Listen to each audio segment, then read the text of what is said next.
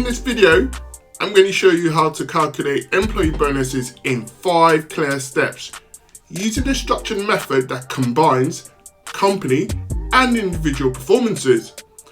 We will cover bonus structures that align with business goals, how to measure company performance using EBITDA, personal performance ratings that make sense, prorating for part-time staff and new joiners, and real-time example. Hey everyone, welcome to HA Labs, your go-to channel for smart and simple finance tutorials. If you're finding our content useful, remember to like, subscribe, and join the HA Labs community so you don't miss out on helpful hints and tips. Whether you're a HR professional, small business owner, or finance leader, this method will save you time and help you stay consistent across your team.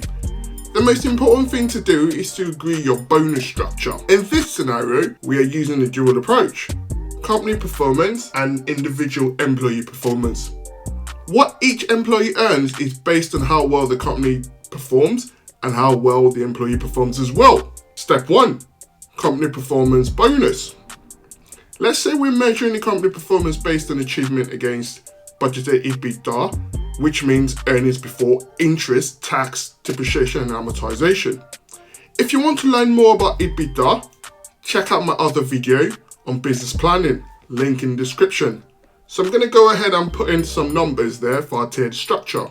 Step 2 is personal performance bonus. I'm also going to go ahead and put some numbers in there. Step 3 is the total bonus potential. Based on the structure that we've set on company performance in step 1 and the structure on personal performance in step 2, step 3 auto-populates. Based on the 3 stages for company performance, you can see stage 1 there. An employee's performance rating between 3 and 5, the total bonus applicable could be between 10 and 20. For stage 2, could be between 15 and 25 in that section, and stage 3 could be between 20 and 30. Step 4 is to enter company performance. The financial ending for our company is the 31st of December 2024, and the budget EBITDA set at the beginning of the year was 1.35 million.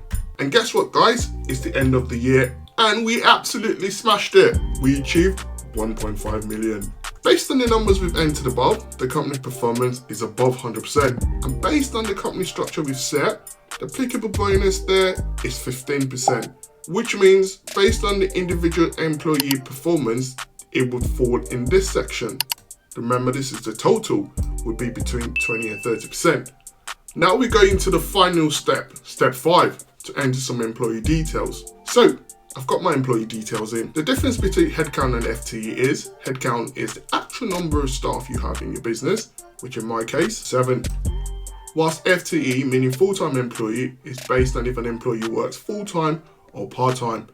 Working full-time, Monday to Friday, that counts as 1.0. Working 4 days a week, that's 0.8. 3 days a week, 0.6. You get the gist now. 2 days a week, 0.4. 1 day, that's 0.2. I've also entered a full-time basic salary, not the prorated amount, the actual full-time. If everyone works full-time Monday to Friday, 5 days a week, that's what they would earn. And then the template auto-populates this into the prorated amounts. I've also entered the start dates, which helps calculate the tenure in the bonus year.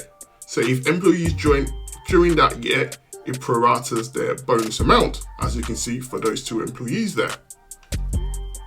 Based on the company performance above, which is above 100%, the applicable bonus is 15% in section 1, as we calculated previously.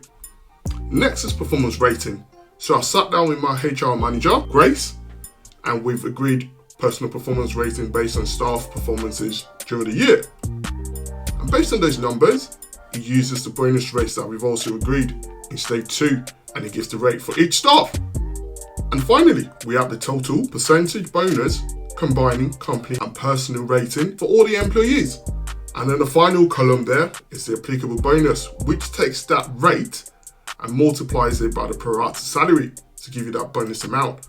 And that's the grand total bonus payable. And that's it, guys. If you've learned one thing, give the video a like. If you've picked up a few gems, why not subscribe?